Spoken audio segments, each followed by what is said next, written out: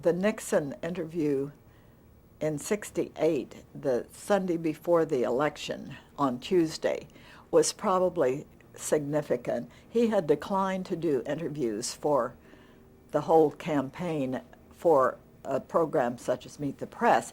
They did some setup interviews of their own. They would pick the audience and they would tape it and offer it to local programs around the country.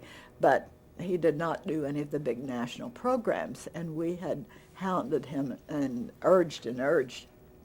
And I remember a woman calling up, and I took the telephone call one time and just lambasting Meet the Press because we had not interviewed Nixon.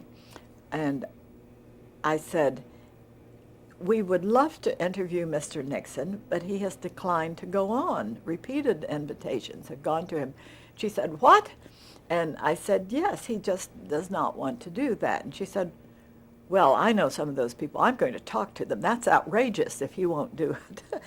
And they did decide, I don't think it had anything to do with this particular woman because this was probably a few weeks before, but finally, toward the end of the campaign, his Frank Shakespeare, who was his television advisor, decided he probably had made a mistake by not being available on some of these shows, and he agreed to do two. I think he did Face the Nation a week before the election, and scheduled Meet the Press, which was the Sunday before, which was the choice time. He was going to be in California, and we had to go out there to do it, but we eagerly did that. And I remembered, well, there were a number of reporters who were going to be there. I don't know if we took any, but sometimes we would pay expenses for reporters to go.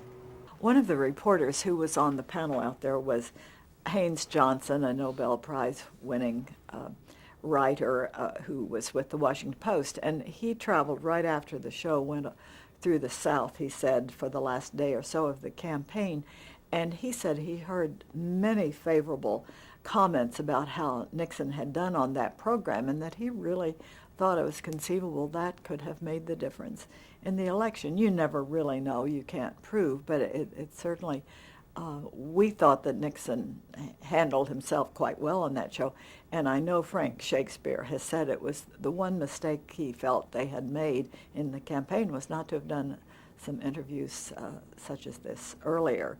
I guess people did start to resent the contrived programs that they had been presenting as press interviews. You just can't interview yourself, which in essence is what they were doing.